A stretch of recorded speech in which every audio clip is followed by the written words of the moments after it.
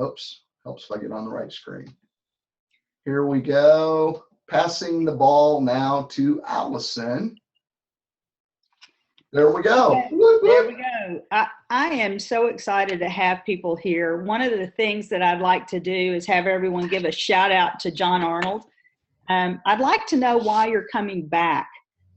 It's crazy to me that we're having so many people come back week after week after week. So it will be very encouraging to us to know why you're coming back. Why is this community making a difference? And John, I've heard from a lot of people that it's the accountability of stopping at 11 o'clock every Tuesday and feeling like you're a friend of ours, because they know that if they tried to just watch something on YouTube or just tried to figure it out themselves, it would not be like having that one-on-one conversation. So I'd love to have people kind of as we're getting started to literally say, John and Allyson, I'm showing up to these classes because, and I want to say that it's an honor for us, John, to get started with all this. I'm super excited about what you're going to be talking about today. I know we're going to come back to that little piece on the B, which I'm excited about.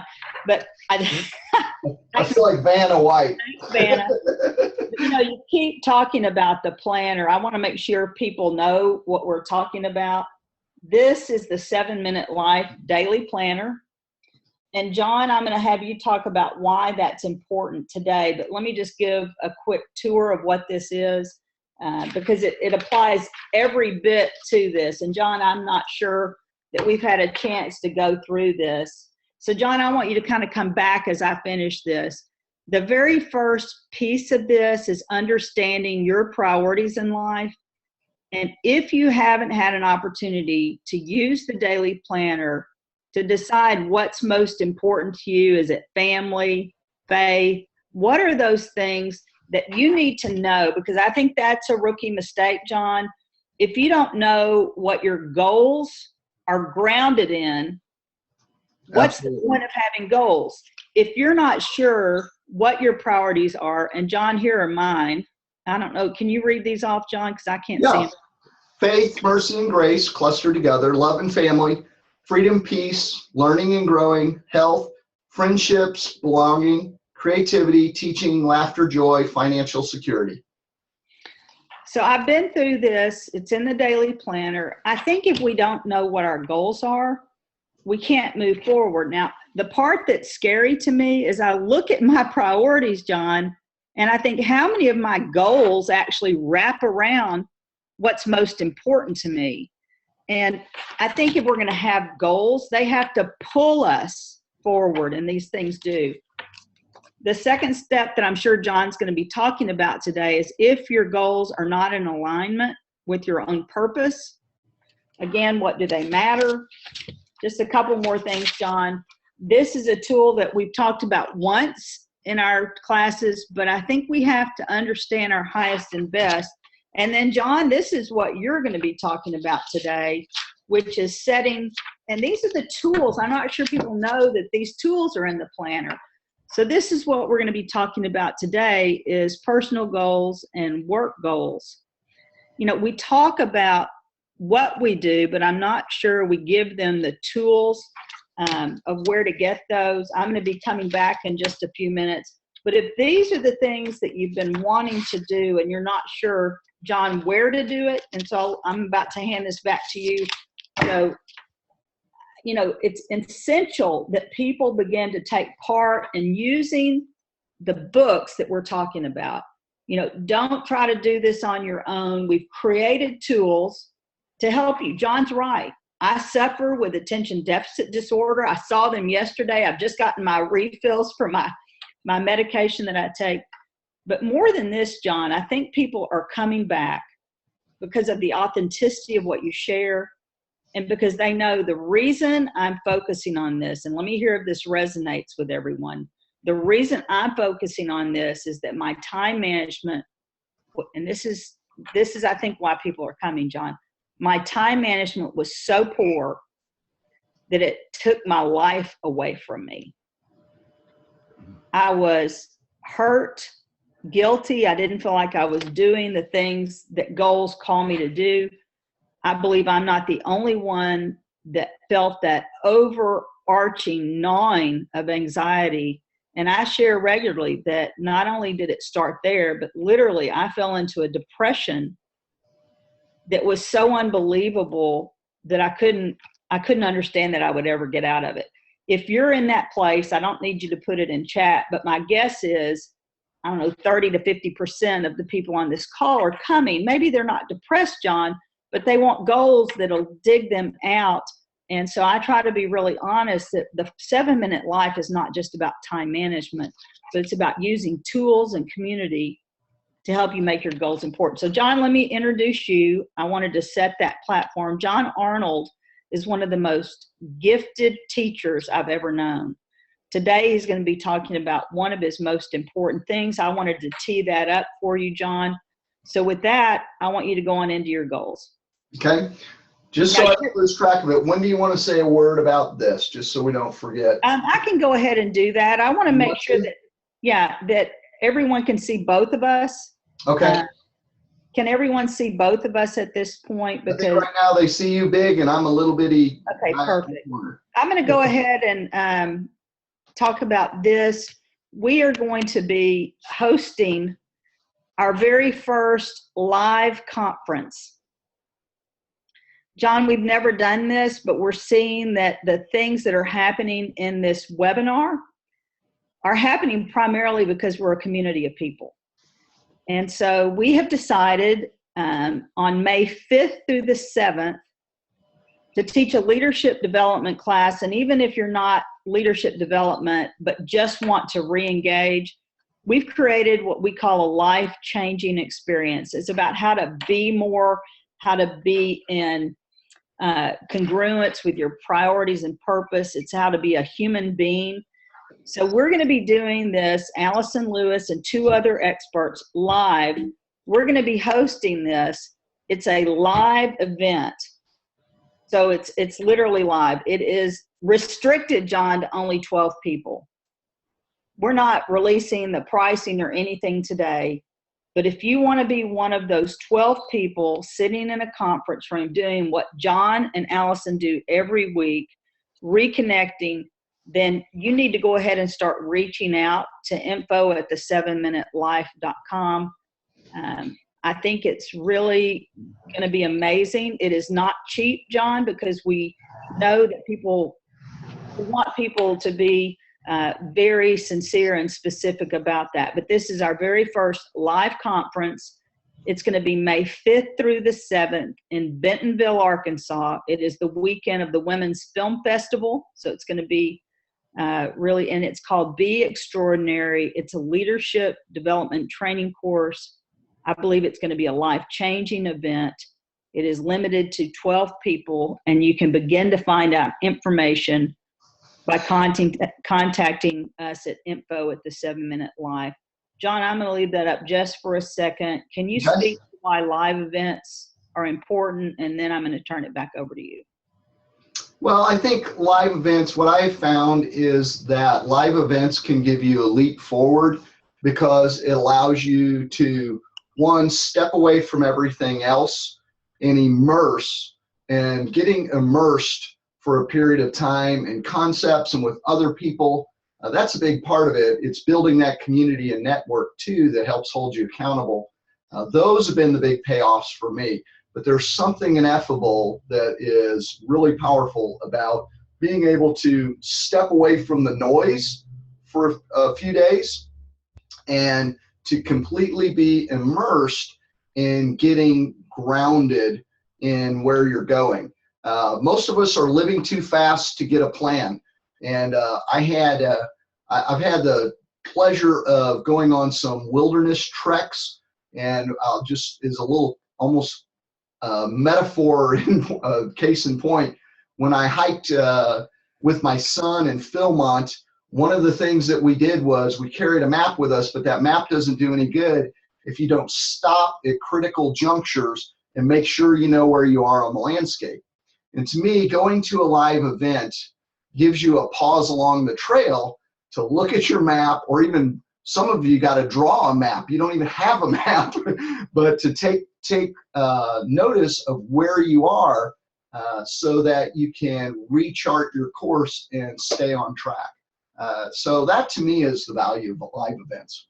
All right, so John, live event coming here today. We're seeing a lot of reasons that people come. Today we're going to be talking about goals. I'm super excited. And so John, dive right in. All right, let me come back in as host. Let me know when I'm there. I think you're there. Awesome. I'm going to change my view here real quickly. Okay. All right. Today we're diving in on rookie mistakes people rookie mistakes people make. Sorry, I couldn't get that word out of my mouth. Rookie mistakes people make when they're setting goals, and I want to show you exactly how to avoid them. Now, if you did not see last week's webinar, that's okay, but I highly advise you go back and look at it because it was really a setup for this one in many ways. Those of you who were there will recall we looked at the 4-step process I use at the beginning of each 90 days. And the first, in very quick review, the first element of that was to review the last 90 days. And as some of you may recall, that was not an elaborate process. It was very simple. I actually had my notes from last week where literally I had a sheet where I listed what went well, and then I wrote some things that went wrong with some observations about some changes that I might need to make. So it was very simple. What worked, what didn't work, where did I drop the ball, and I hand wrote out some notes.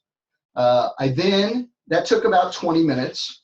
After that, I printed out the worksheet, but this isn't a 7-minute life. This is my prioritization sheet that Allyson shared hers just a moment ago. And I walked you through last week exactly how I came up with my top 10 priorities. And we do that so that we make sure that the goals we create come from a place of deep value and meaning for us, so that what we spend our time on is what we really want to be spending our life concerned with. So once I did that, the third step was to discover my purpose. And I use this worksheet from the 7-Minute Life /tools. You can go get it over on there. And I wrote out what my purpose is, what I love to do, some purpose words. And then there's a sentence at the bottom where you complete the sentence: at the age of 85, I'll know I've fulfilled my purpose when, and you fill in that blank. And I did that worksheet. Each step, the review took 20 minutes. I literally set a timer and worked on it for 20 minutes. My priorities I took a 5-minute break then. My priorities took, again, about 20 minutes. I set a timer. And my purpose, because I've done this several times recently, only took me between 7 and 10 minutes. I actually set a timer for 7 minutes for writing the purpose statement out. If you need more time than that, that's okay. Oftentimes we have people set a timer for 7 minutes. One thing that will make you do is not overthink your purpose, but have you just sort of stream of conscious write and move quickly through that. And I think there's some value in that because you can always go back and refine it. So that took about 10 minutes.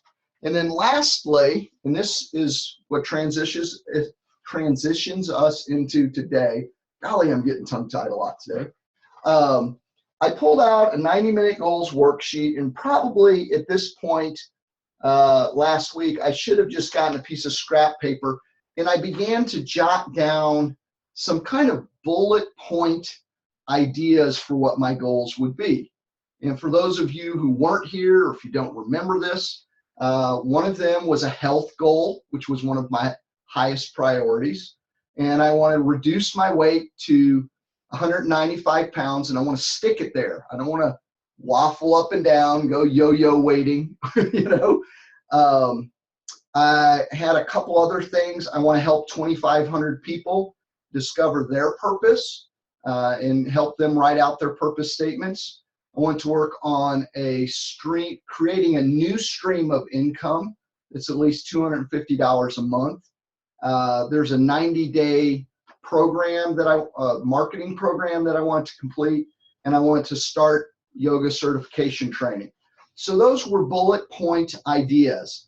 I'm going to show you how I took a couple of those today, and I refined them and structured them to help me avoid 5 rookie mistakes.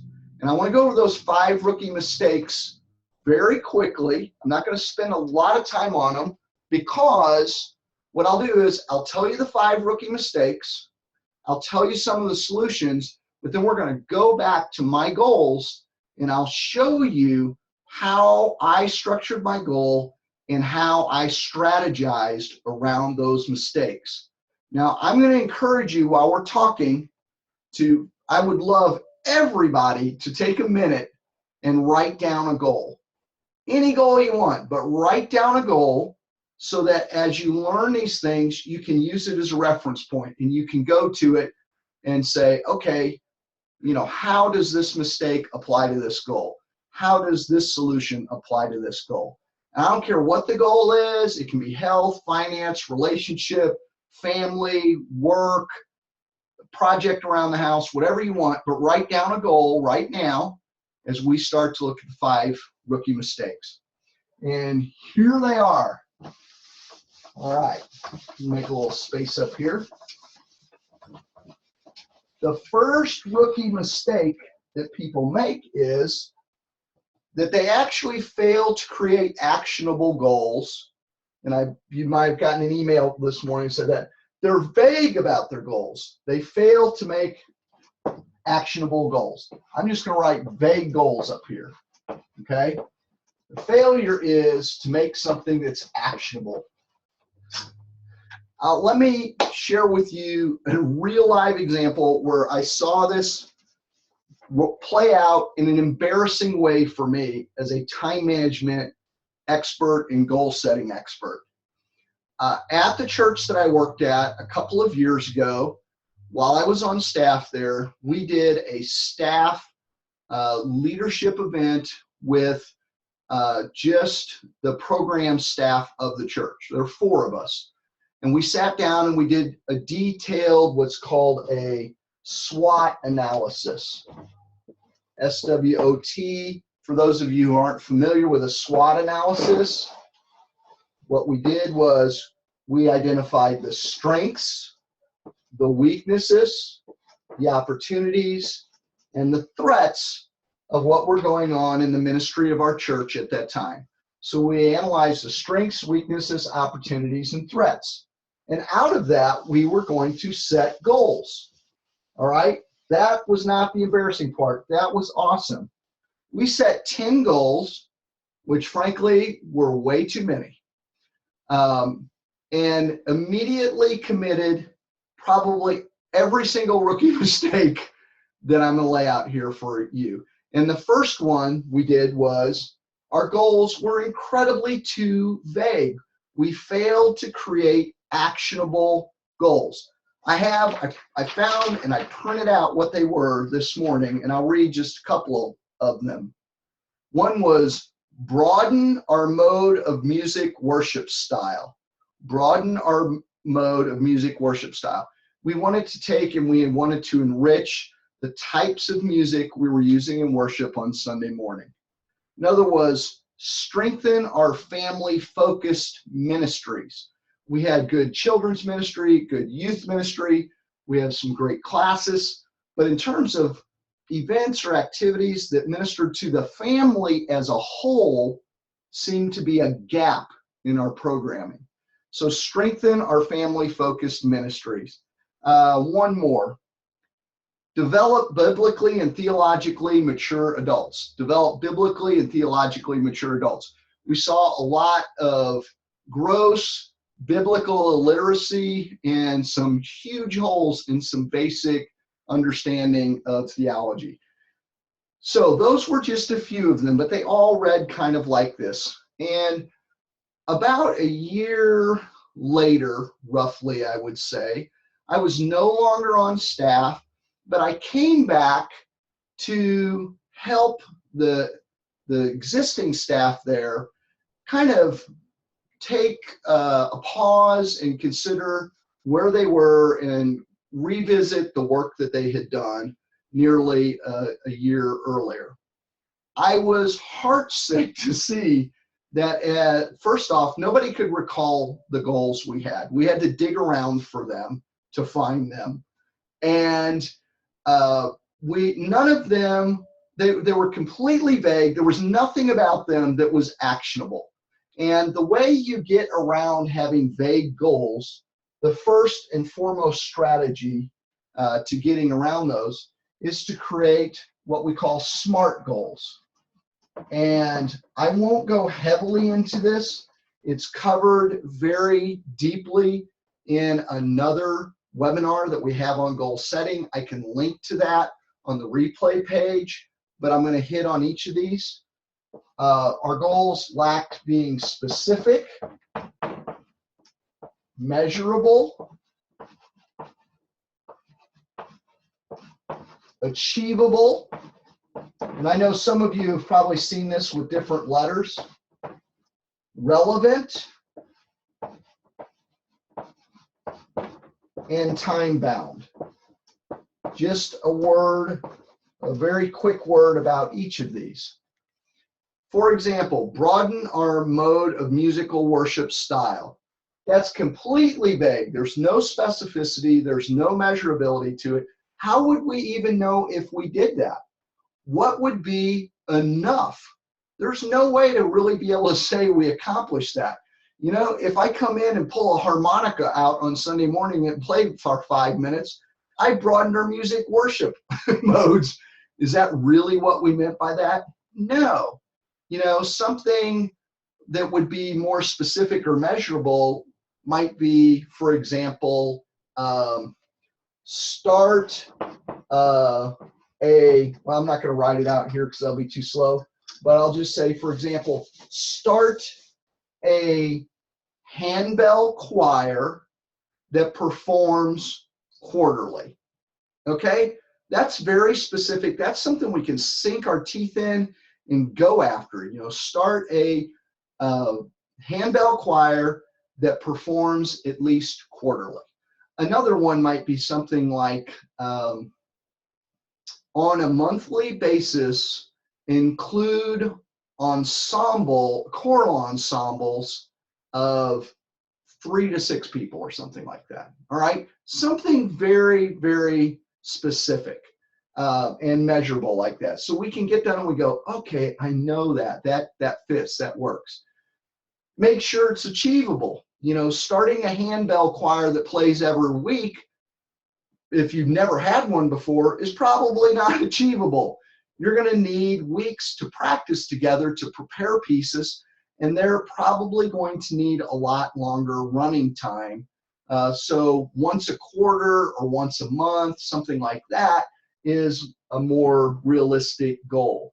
It would be something that I always say with achievability, make sure it is enough of a stretch that it makes you kind of learn and grow, but it's not so far out there that it's unrealistic for you.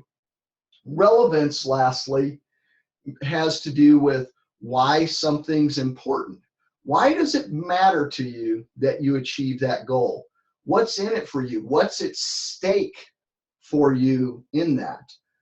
For us, we wanted people to be more engaged in worship by creating more variety in what we did. We also wanted to take advantage of, or allow people, that's probably a better way to put it, we wanted to take advantage of the gifts of people that we had that were sitting on the shelf. There were people who had musical gifts that weren't getting to use those. And we wanted to be sure that the fullness of gifts that we had within that particular church family, that they were being allowed to stretch and learn and grow and use those and enrich worship for everybody. So it was important to us because we wanted to engage people's gifts. We wanted to engage people in worship. Those were two of the reasons it was relevant.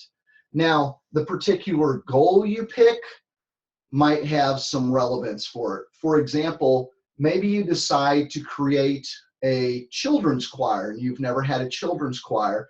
That might be relevant to you because you want to help children feel an active part of worship leadership so that they are more engaged in worship as adults. Or maybe you want to enhance your children's ministry by offering another opportunity, another connect point for young children who may not feel that they fit in some place else. Maybe they can't come to Sunday school or Wednesday night, but they can be a part of a choir. Lastly, time bound. Not a single one of the goals that we had a completion date on them. None of them said, you know, for example, create a children's choir that will begin in the fall when the school year starts. Put a date to it, you know, August 15th. None of those goals had a deadline. And as a result, we were all over the map. It was so squishy, we wandered everywhere. And we looked at it and we asked ourselves, did we achieve any of this? And what we found was that there were little bits and pieces that we had achieved, but none of them by design, and they may have happened organically whether we had goals or not.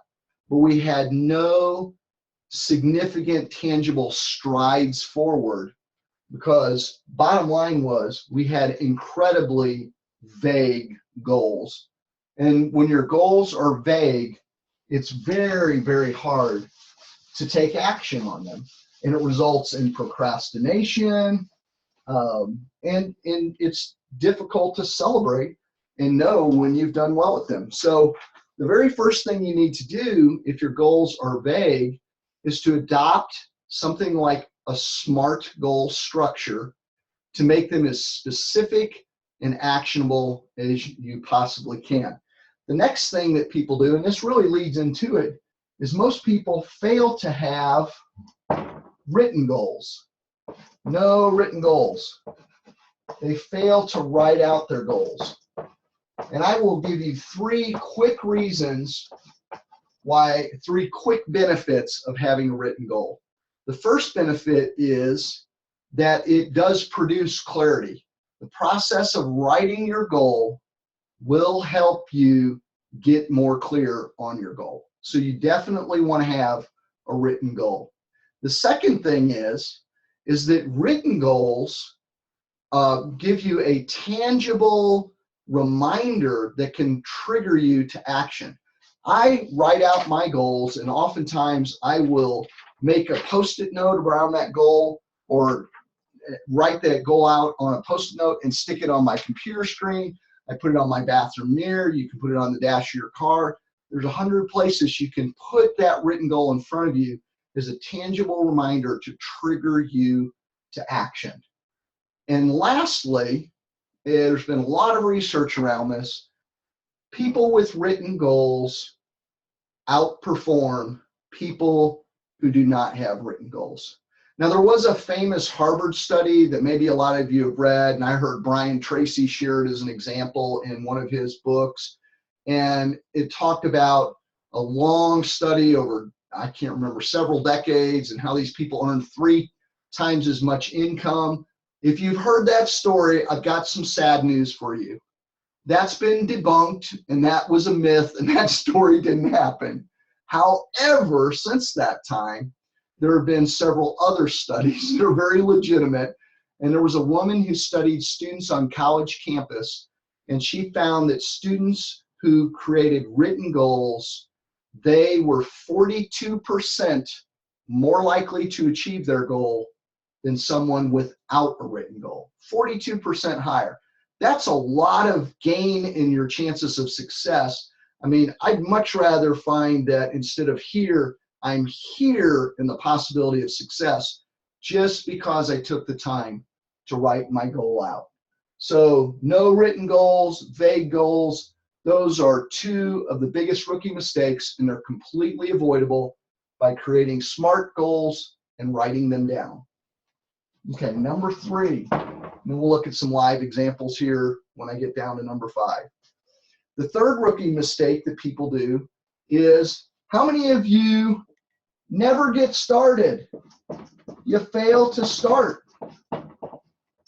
You wouldn't think that would be a thing. But as my daughter would say, that's a thing. Has anybody ever had how many of you have set a goal that you never even got started on? Give me a yes or okay. Some of you are being really honest with me. Jennifer was the first to jump in and say me. Keith, oh yeah, boy, he's got it.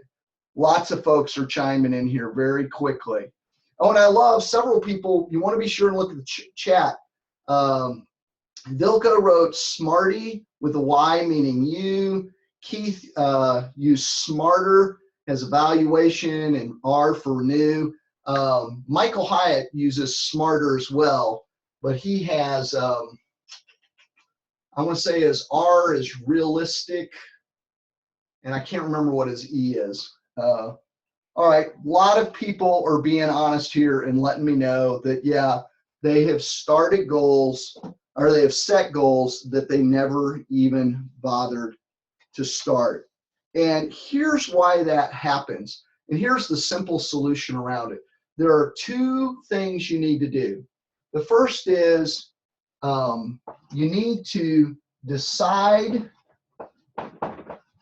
the first action steps. Okay? Decide the first action steps. And this is before you have any kind of detailed plan.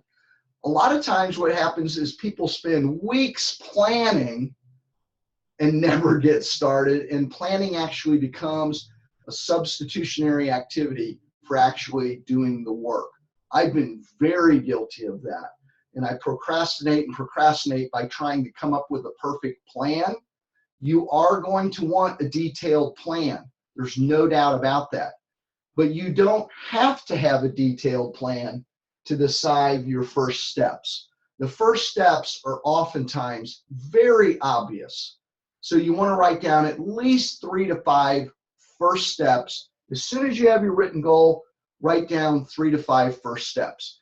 You'll notice if you go to the 7 Minute Life website and you download the goal sheet, it'll have a place for you to put your goal, and then it will have some bullet point area for you to put the first 3 to 5 action steps. The other thing is once you decide those, you have to schedule a start date. All right, you have to schedule that first action step. Schedule start date.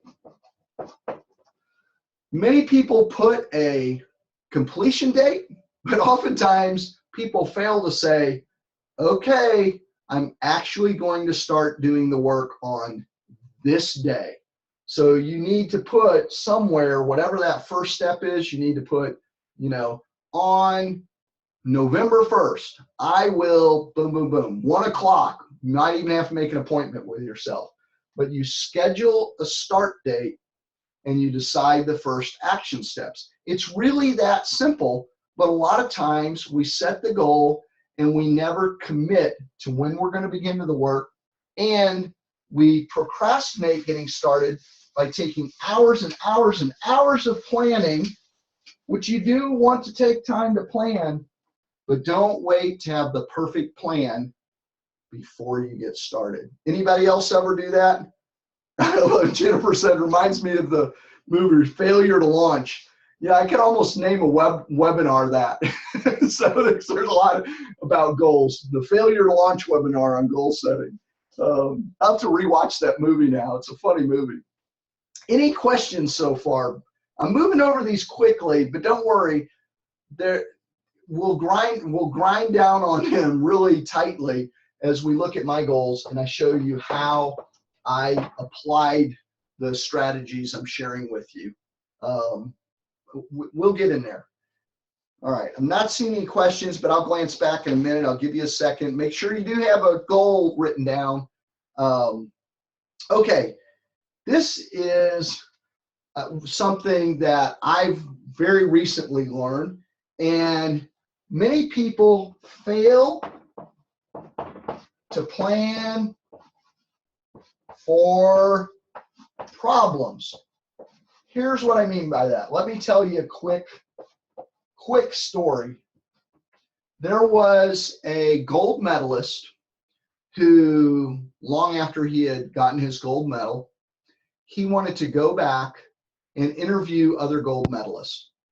And one of the questions he asked every single one of them is, what was your plan for pain?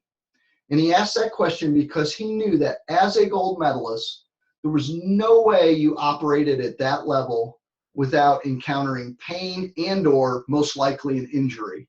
And every single gold medalist had a plan for pain.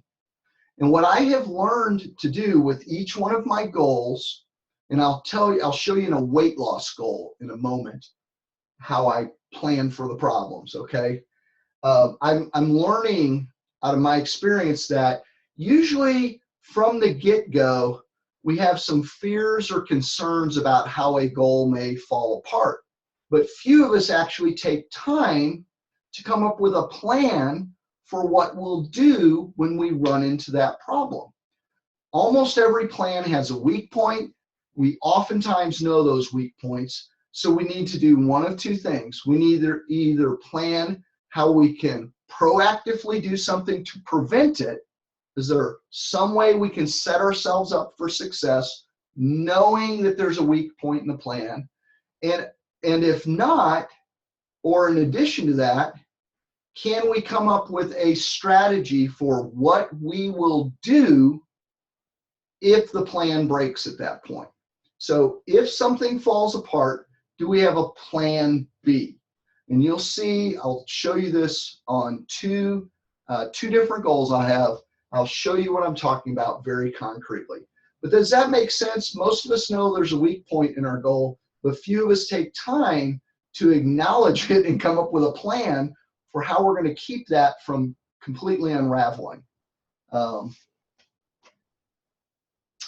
Jennifer says, I get stressed out when I have a date, things have to be done. Interesting. Okay, Jennifer, I'm going to hold on to that. Let me put up here, I'm going to put a little question, and I'm going to put date by it.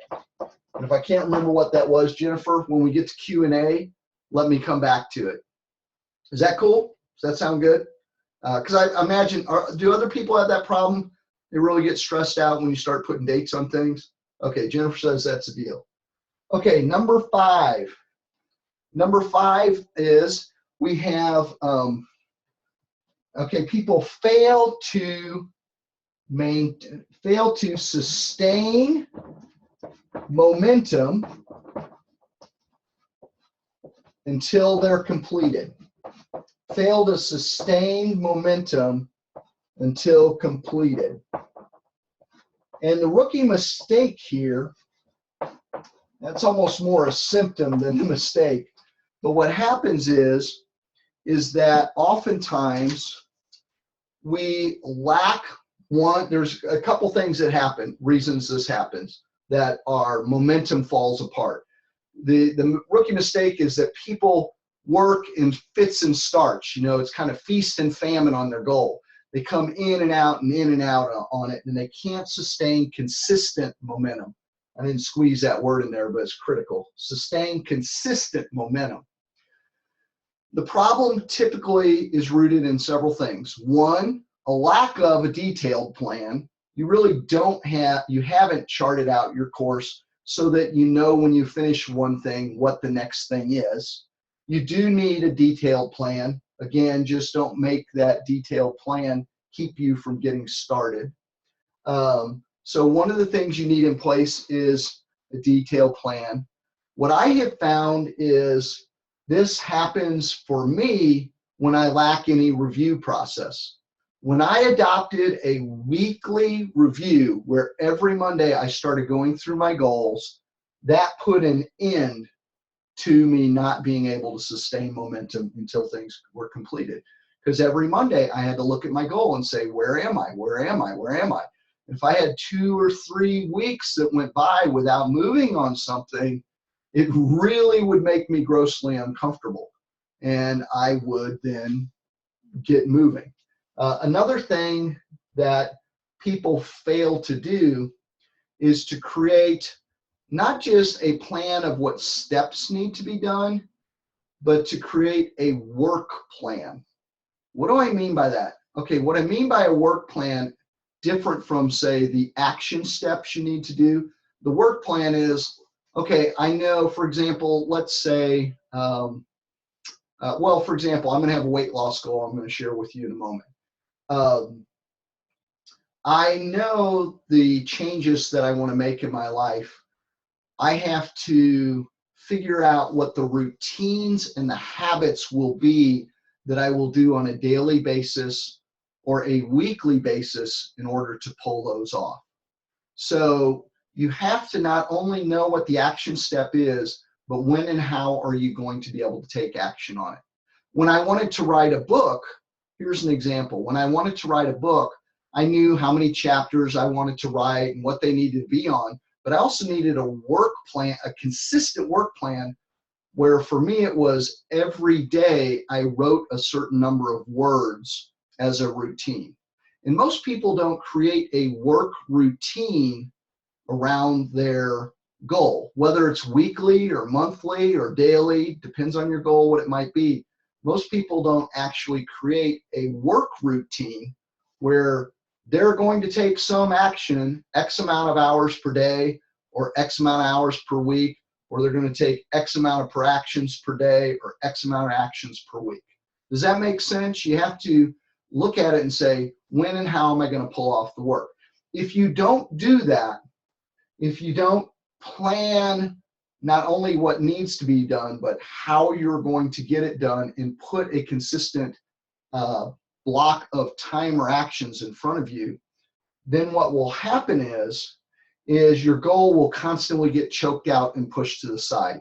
You'll know what you need to do, but you'll let other things squeeze into the day over and over again until it never gets on the map. I hope that makes sense. Is that kind of clear to folks? It's a little bit, don't feel like I'm putting as good of words to it as I would like, but I do think it's understandable. Yeah, like Jennifer says, it sounds like not having a written workout routine. Like you're going to go to you need to go to the gym. Let's use health for a moment. You need to go to the gym and you get a gym membership, but you don't actually have a plan for what you'll do while you're there and or have planned when and how you're going to do it. And it's like, well, I need to go to the gym this week, 3 times. But you haven't said, okay, Monday mornings at 7 a.m., I'm going to go to the gym for 45 minutes. So there you go. You get the idea. Okay, so just to review quickly, people fail to have clear goals. They create vague goals, and that makes it very difficult to be actionable. SMART goals is one solution for getting past that. They don't have written goals, and written goals can benefit you by creating clarity, being a tangible reminder, and increasing your chances of success. They fail to start because they haven't identified first actions and or they haven't scheduled the first action step. They fail to plan for problems. You know the weak point, but you don't come up with a strategy ahead of time for how your plan may fall apart. No plan B, if you will. And lastly, they fail to sustain consistent momentum because they haven't put forward a work plan that is a consistent investment of time behind the action steps that they need to take. All right. And having a clear plan here will really, really help you out, and having a review process. So there's 3 different strategies that help you out. Let's look at some of my actual goals, and I'll show you how I applied them. I'm going to show you 3 of my goals. 2 of them are related very closely. And we'll see, this is a first for me. I'm going to use, sorry, I'm stepping off screen for a moment. I'm going to use a whiteboard up here so I could pre-write something. I may have a lot of glare. Oh, not too bad. I have glare in a couple spots. It's more, I just want this up here for a moment. I'm really excited by this. Okay, I got to brag a moment on my life hack. I put 2 C clamps here on the bottom of my chalkboard so I can set a whiteboard in front of it because I got tired of moving my chalkboard back and forth. So my life hack for the day. But anyways, here earlier when I shared my goal, it was just kind of bullet point. I think I had, well, I've got it right here. I'll tell you what I had. What I had written down last week was health dash reduce weight to 195 and stick it.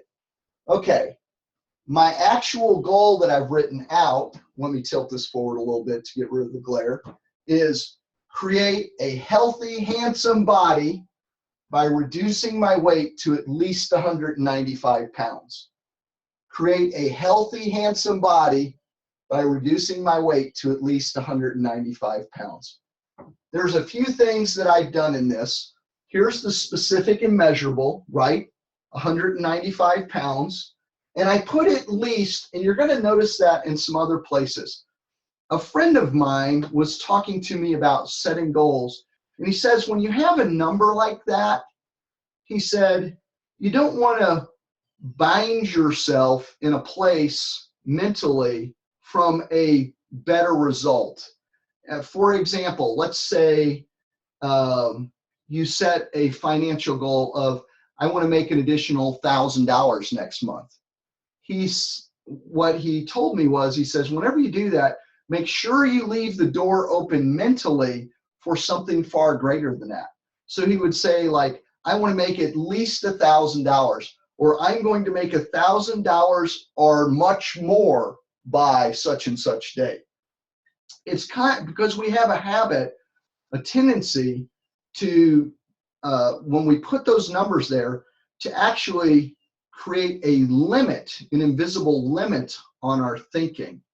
I've also seen some goal setters who say, you know, this is the result I want, or much better, or something better. They'll add those words because of that. I'll give you an example. Several years ago, I wanted to increase our Vacation Bible School attendance to 60 kids. People thought I was crazy because we normally got like 25 to 30, and I wanted to basically double the attendance that we had.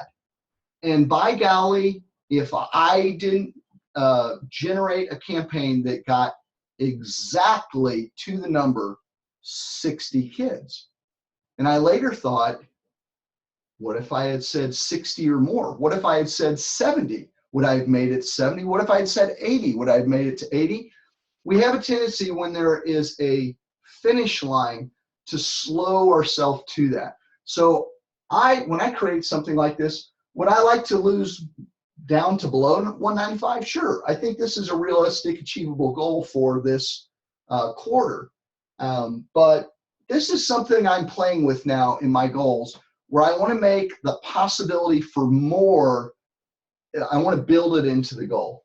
The other thing is originally I just said reduce weight to 195 pounds. And I started thinking about the outcomes I want.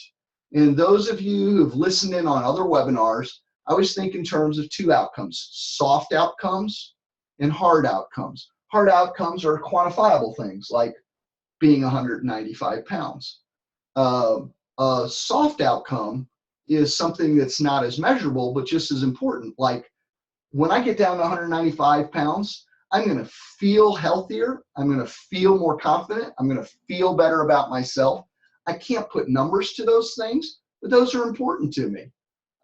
Something that would be measurable and sort of quantifiable and qualitative, like at 195, I could go out and buy some slim fit dress shirts. Whoop, whoop, that'd be awesome. You know, so that would be something that would be sort of, it's quantifiable because I can tell you a shirt size and style that I would fit into. But it also, psychologically, there's something really great about the idea of, I can wear a slim fit, you know?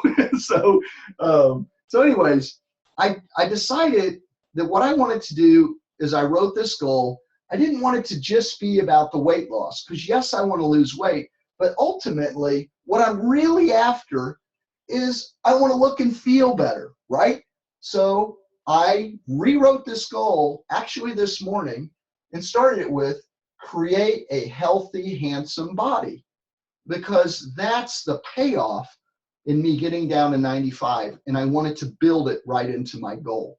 And that creates some incentive and some motivation right inside the goal. Does that make some sense to folks? Do you see how that this is psychologically is going to be far more motivational for me than simply saying get down to 195? Or if I had said lose, well, it'd be 14 pounds for me. Right now, I am literally, as of this morning, about 2 hours ago, I weighed myself and I'm at 209. So, that would be losing about 14 pounds. Okay, I'm going to keep moving there. Well, let me go ahead and talk about how some of those other things played out. So we've got, it's not vague, it's now written. The second thing was, got to check, failing to start. I actually am starting on this right now. I'll start on it today, so I don't need to schedule this, but I'll start on it today. Now, my weak point, planning for problems. To do this, I need to shift my physical activity and I need to shift how I eat. Okay, those are two things that I need to work around. Right now, I have a daily habit of doing yoga, but what's happened is I have fallen into, sorry, grabbing a different colored marker here. I've fallen into a baseline of just doing 30 minutes of restorative yoga in the evening. Now that's great in terms of general health. Keeps me flexible, stimulates my lymphatic system, keeps me healthy, reduces my stress, helps me sleep better. It's an awesome thing that at a minimum every night I'm doing 30 minutes of restorative yoga. But what I have found is that not getting in my studio time where I practice for an hour, and I usually do either a warm or a hot yoga class when I go to the studio, that it's not a high enough work level for me to reduce weight. A lot of benefits to it, but it doesn't reduce my weight. I've also found that while my diet is kind of clean, it's not clean. It's clean enough to where I'm not putting on weight, but again, it's not clean enough to where I'm reducing weight. So I've started thinking through this, and I know two breaking points for me, one around each of those things. With food, I find that food is all about availability, okay? Convenience. If I can make it convenient for me, I will eat the right thing. And so one of the changes that I'm going to make is I want to work 3 salads a week right now. That's where I'm going to start, may change, but I want to work having 3 salads a week for lunch into my routine, at least 3 salads a week for lunch. Now, where this is going to break down is if I turn to the refrigerator and I don't have it there, I'm going to grab for something easy to eat, probably not as healthy. So what I've decided is every week I do shopping for our family. Every Wednesday we have a family night supper. And on somewhere between Monday and Wednesday, I stop by the grocery store and I always get a large Caesar salad to make and bring to our family night supper. What I'm going to do is, and this is kind of where my work plan comes in, where I get consistent action on this, I'm going to buy every week when I shop a routine I already have. This is important. I'm linking it to a routine I already have, a new behavior. I'm going to buy 3 prepared lunch salads. I don't know if you've seen these. They range from $2.50 to $3.50, but it's a whole little salad kit. I'm going to buy 3 of those every week when I do my family night supper shopping that I already do. So I'm going to have in my fridge 3 salads. Now, every once in a while, I fail to shop. Okay, this is sort of a secondary break point. So what I'm going to do, my backup plan is, if I go to my refrigerator and I don't have a salad, I always have green smoothies prepared in the freezer because I have green smoothies for breakfast most days. And so I have a backup. If I don't happen to have a salad in the refrigerator because maybe my wife picked something up for family night supper or I didn't get to shop or whatever, I'm going to have a green smoothie as an alternative. Okay, so do you see how I'm planning for the problem that I know could likely happen? I could fail to shop, but I'm linking shopping with something that's already routine. But even then, it might break, so I have a backup plan. Similarly, around the physical, I want to get into the studio 3 times per week. All right? Now, here's the problem with my studio practice is unlike going to the gym where you might be able to go like say Anytime Fitness or one of these 24-hour gyms and I can go at my convenience, I have to hit classes for yoga. And sometimes my schedule prevents me from hitting the class that I wanted to hit or something interrupts my plan to be able to go to the studio. Here's what I need to do, which will be a change of behavior for me, and that is my goal will be to go 3 times per week. That's what I'm going to shoot for, to a studio warm or hot practice. But if for some reason I miss class, then rather than do my half-hour restorative practice at home, I will do a 1-hour intensive practice. So I can either lead that myself or I have a number of yoga videos that I can follow, and I have some online. But I'll get in a 1-hour intensive. So I'm changing the baseline of what I do in my home practice. 30 minutes at night won't be enough. I'll continue to do my 30 minutes every night except for the nights where I've gotten an hour in the day. But if I miss that, I'm going to make up for it, if you will, by on that same day, preferably, putting in an hour intensive. Okay? Oh, somebody just said there's a lot of online yoga routines. Yeah, I use, there's also app for my phone, which is cool. And I put one on my Kindle last night, and Amazon,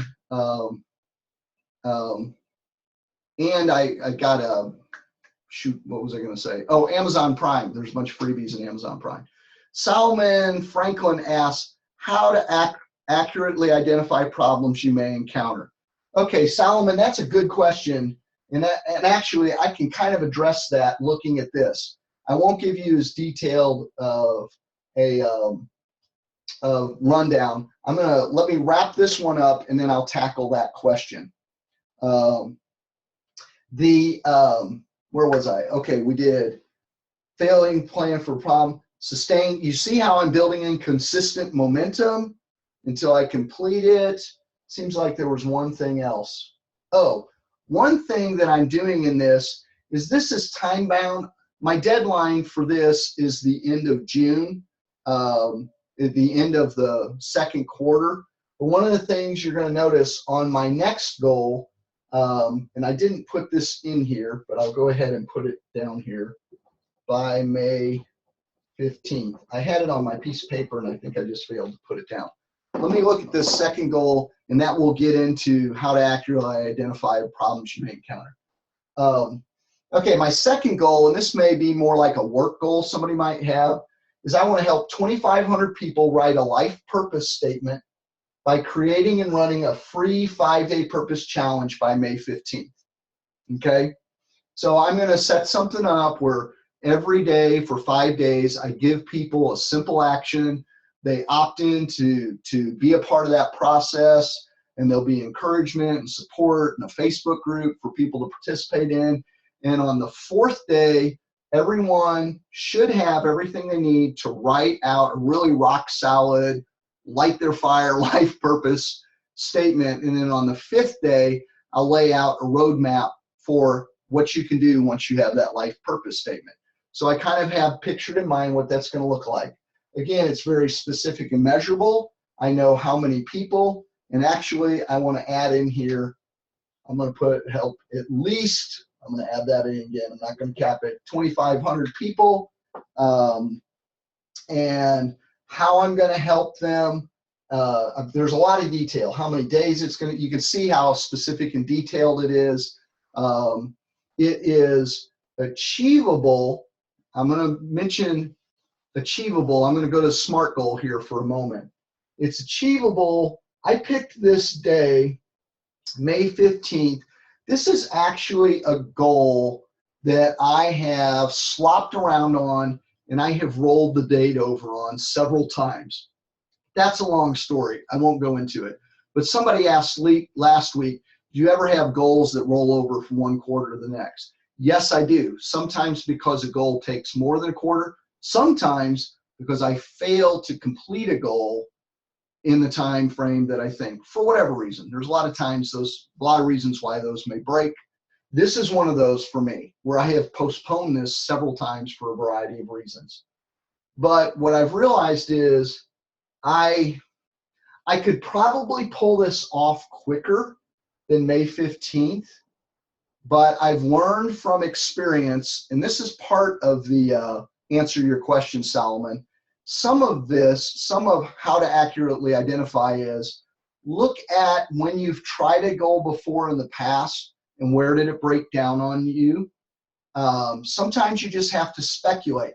You have to think forward about doing the work. And a good clue for you is, what's your fear? Like, what is your fear of why you might not accomplish a goal? Like, if you have a lurking suspicion or fear behind why you think you may not be able to do it, oftentimes that's your innate sense of understanding of a weakness in your plan. Does that make sense? But you need to have that understanding there. So based off experience, or you can look at your fear or concerns that well up around the goal. Like there may be some point that you kind of like, oh, I don't know about this piece of the equation, or there's a fear around it. Oftentimes that's a big flag for one of those sabotage points for you. Okay, so help at least 2,500 people write a life, very specific, measurable, it's achievable. I put May 15th for this reason.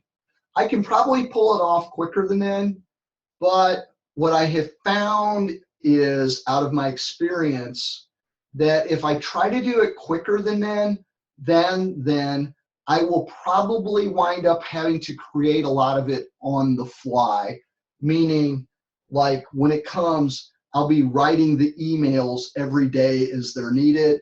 And I have done that before, and it's exhausting and painful and difficult, and I don't want to do that. So I felt like I could be to a point to launch this in 4 weeks. I added in 2 weeks because what I would like to do is make sure that every asset, and by asset I mean pages I'll need, the Facebook group, the emails, the materials, that I have all of those things. I want them pre-produced so that on May 15th, all I'm doing is executing and attending to the needs of the participants. And I'm not trying to create any content on the go. Though I will be doing Facebook Lives, and I'm really excited about that as part of this process.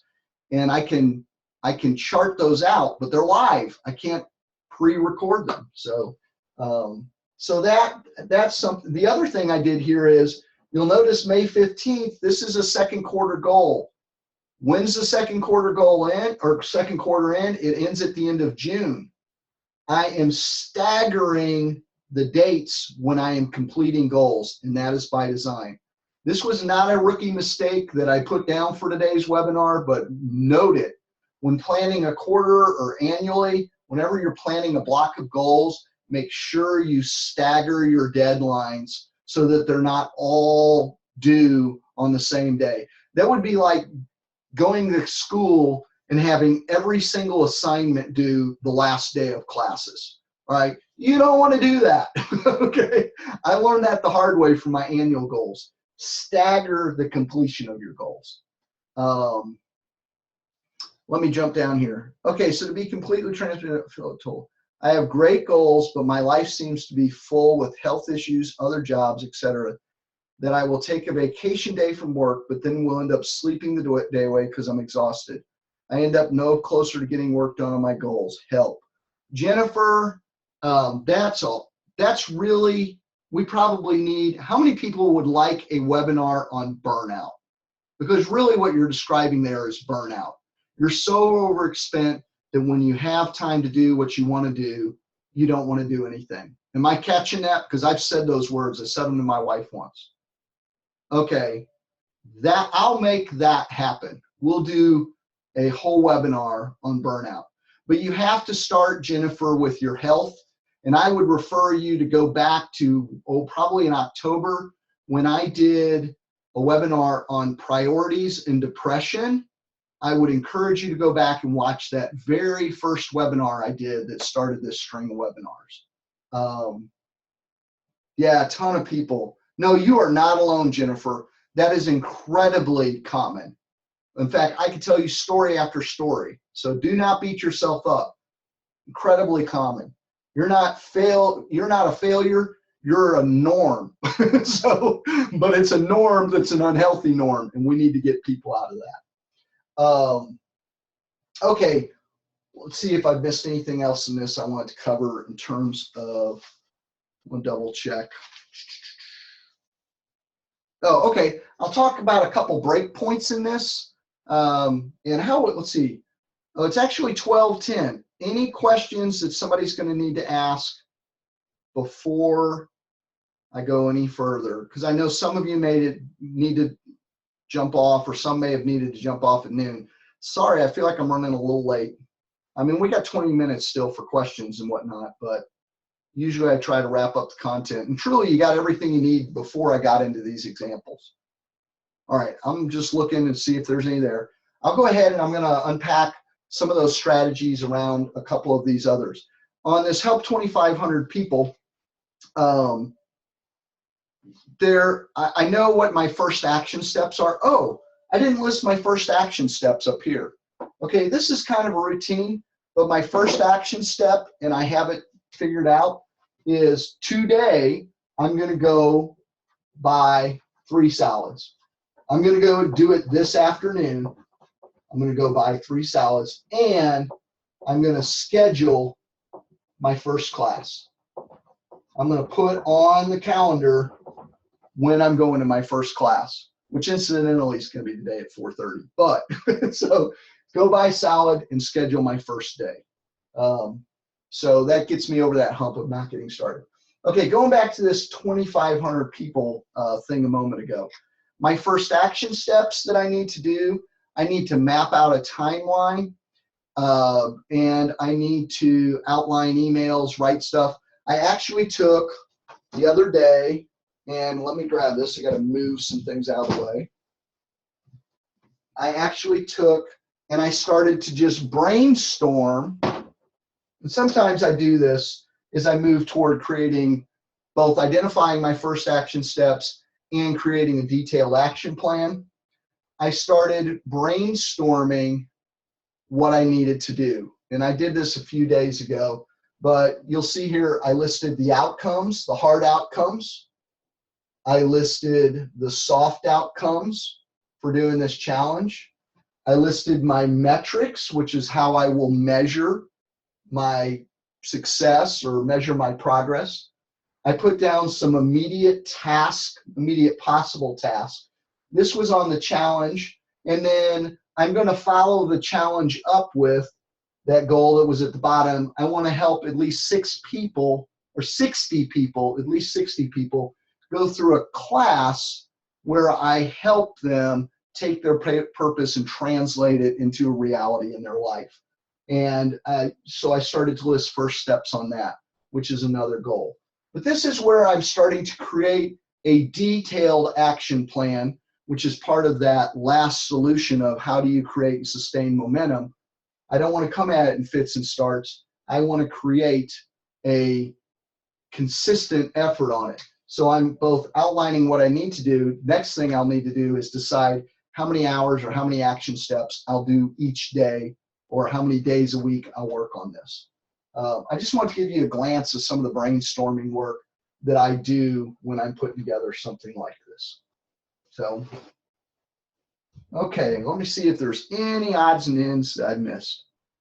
Oh, one of the most important things that I should have probably mentioned is if you look at each one of these goals, you'll notice if I were to pull out my purpose statement and my priorities, that these goals are tightly aligned with the work that I did last week. For example, this first goal, health, was my number 3 value. So this is one of my top values, health is, and this is direct reflection of that. This one ties into a whole bunch of them. It ties into several goals. One is, several priorities. I like inspiring and helping others by teaching. Okay, so it hits that. I love creating things, so I can't wait to create this course and create the videos and the emails and all that. I like accomplishing epic goals, and to me, if I help 2,500 people in 5 days, that's pretty dang epic. That's what I call a big, hairy, audacious goal. It's going to help move me toward financial freedom because I'm going to follow the challenge with a paid course that I hope to get at least 60 people in. Now I'm going to be transparent. Since you guys are being transparent, I'll be transparent about this. I'm still struggling with this last goal. And I think I need to get over my struggle and go big or go home kind of thing. Originally, I set this as a financial goal where I would generate at least $9,000 by creating and releasing a paid course that at least 60 people participated in.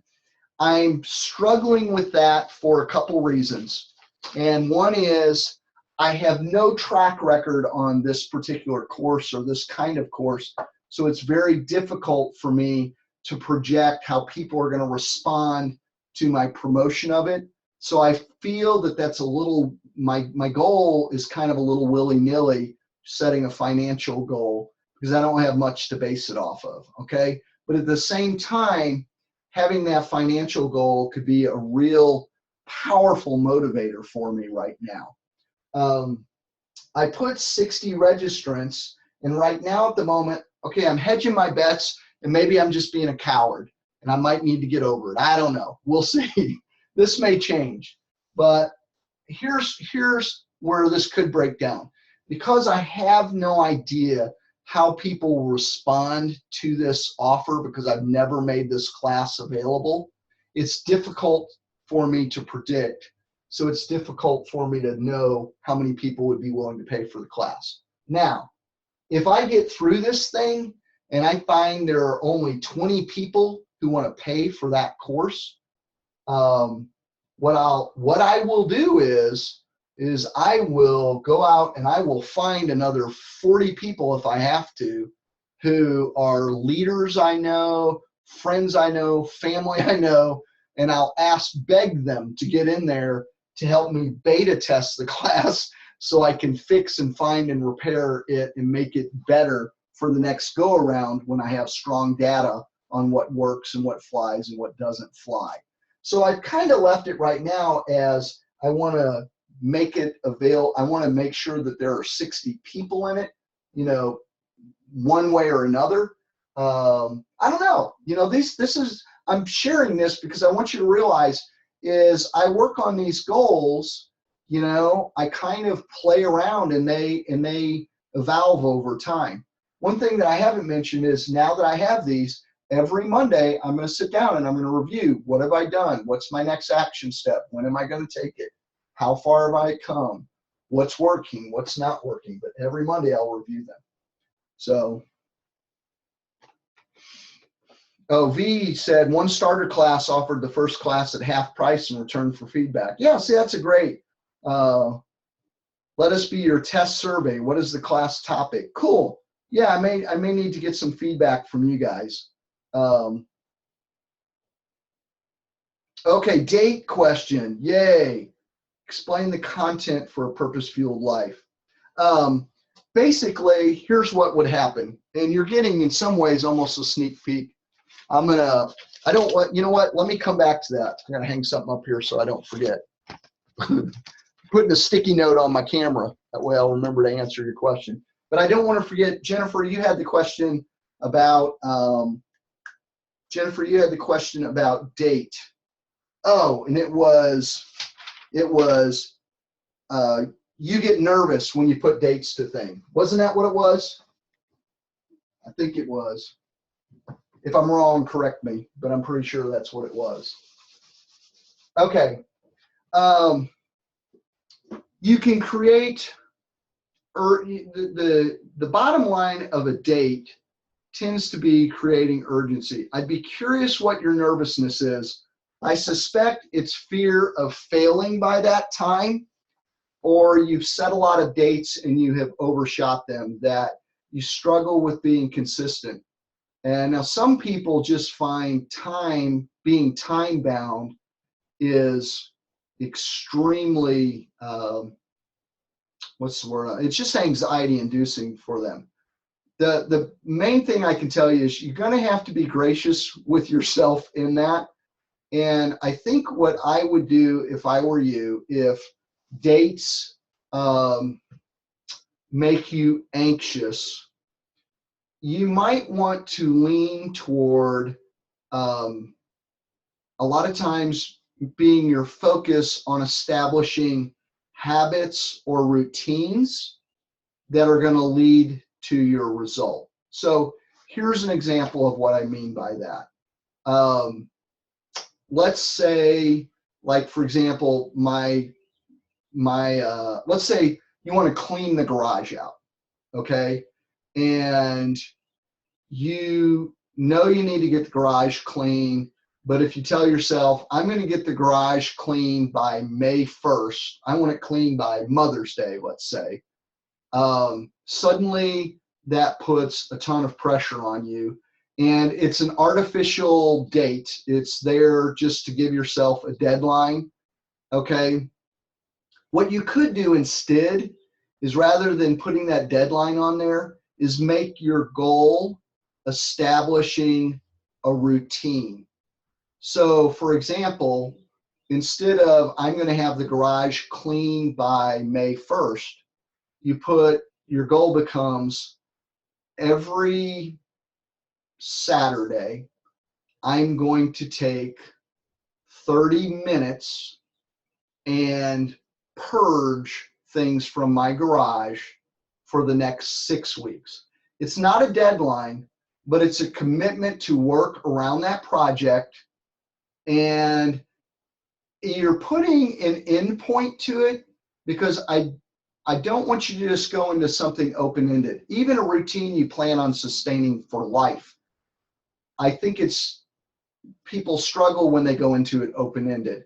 I'll give you an example. I oftentimes teach people how to create a daily devotional time or a daily Bible reading time. Whenever I do that, I tell people, when you're creating that habit, set a practice period, a season that you're going to work for, and then reevaluate at the end of that season. And here's why I do that. If somebody says, I want to start reading the Bible daily, at some point, they're likely to fail to do that, and they'll feel like a failure the moment they do. But if they say, I would like to read the Bible daily, so I'm going to do that for the next 30 days, and then reevaluate what I'm doing, the two things it does for them is, one, at some point in there, they can go, you know what, like, I only have 10 days left. I can do anything for 10 more days, okay? It helps them stay at it because they can see the light at the end of the tunnel. The other thing it does is, if for some reason they were unrealistic, it gives them a guilt-free opt-out point, all right? If they stop, they gave themselves permission to stop at that time if they wanted to, and they can do that guilt-free. Can you see how that's really helpful? Rather than creating a deadline, you commit to, I'm going to put in this amount of effort for this season, and then I'll reevaluate. How would that feel to you? Would that be helpful if you were to do that? Yes, fear of failure, completion, and due dates for things. Now, sometimes you're going to have hard, okay, it sounds like that resonated with you.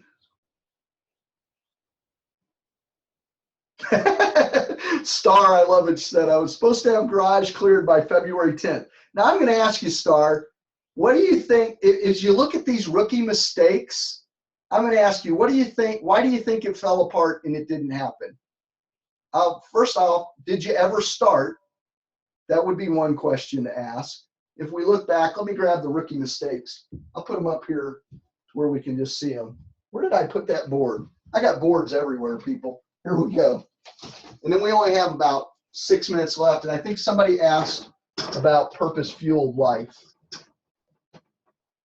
These were the, woo! Well, that kind of scared me. These were the, there we go. Got a little work to do on my life hack. Fail to create actionable goals. In other words, they're vague. Fail to write out goals. Fail to start goals. Fail to plan for problems. Fail to sustain consistent momentum. That's really about planning work. Where do you think, I'm really curious, Star, after this webinar, where do you think that broke down and how could you adjust it? Working routine, better than deadlines. Varsha, good, I'm glad that's helpful. Absolutely helpful. I was supposed to have my garage cleared by February 2010, ongoing project. Keith, you crack me up. You come up with something like that like every week. Okay, somebody asked about, I'll say something about purpose fueled. Let me grab, I have some notes here. Actually, I was working on video for it the other day. What it looks like right now, and granted, I'm literally in the throes of crafting what that class is going to look like. There'll be 5 kind of core segments to it. The first one will be on creating your goals, and it will be very similar to some of the content we looked at today. So I will help people work out and create SMART goals, and I'll probably reproduce some of this training as part of that. The second piece will be all about learning how to focus your attention so that you can stay on top of a goal to completion. And there'll be kind of 2 aspects of focusing attention. One will be, how do we seed our physical environment around us to trigger us to action? And what do we do to feed our mind so that, one, it occupies more of our bandwidth in terms of attention, but also so that it pumps our, what's called the reticular activating system of your brain, so that your brain is like on alert to look for the things that will feed the accomplishment of your goal. So we'll be working on creating really clear goals. We'll be working on some very concrete strategies for focusing your attention. There's a whole unit on identifying the gaps, and that kind of goes in, it's more like a deep dive into this, failure to plan for problems. I have a whole process by which you try to identify the places where you'll either self-sabotage or you'll, you're weak and it could all fall apart. And then I'm going to have a section on creating powerful routines. That will be another video in it, and this will all be video based, but creating powerful routines.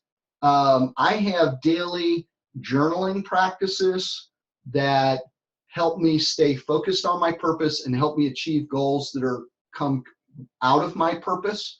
That journaling process to me is one of the cornerstones of what makes me successful at moving forward on those things. And then lastly, the last video piece in it's going to be, I've just called it right now, Making It Happen.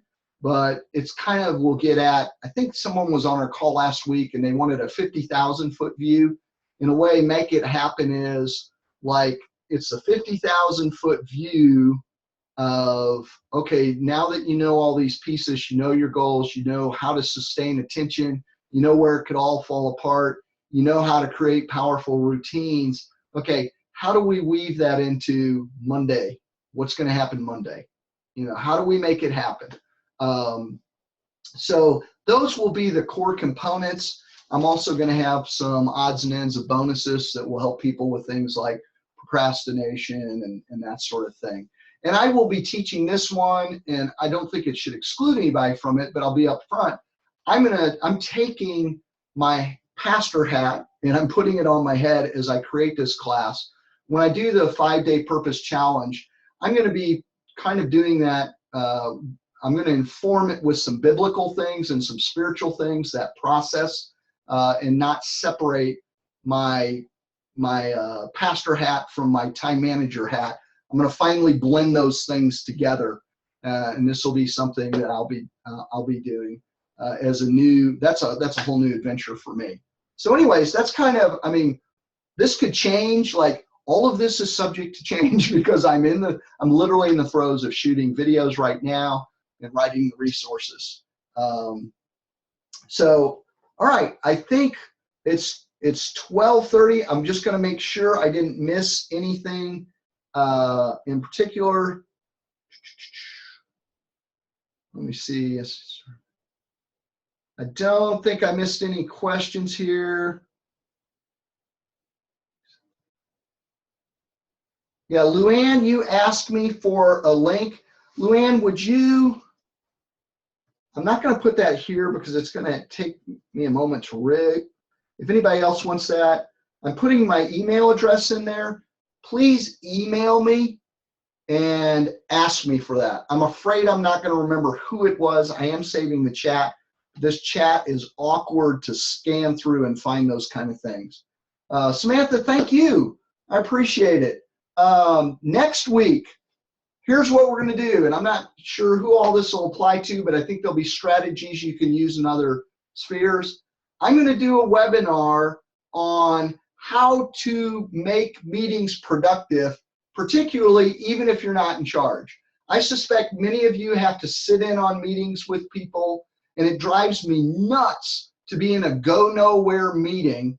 And I have some kind of I'll call them ninja moves from the edge that I pull when I'm in those meetings. Or if you are the leader, I can give you some strategies, because I think meetings can be the bane of your existence and suck hours away from stuff. And meetings should be something that create an advance forward. So that's what I'm going to be doing next week. And thank you, Jennifer. Look forward to seeing you all. I loved today. I hope you had fun. I hope it put some honest to goodness, tangible teeth to what you need to do with your goals by looking at some of my goals. And I look forward to seeing you next week. So bye now. I'll get the replay up quickly and out to you. Bye-bye.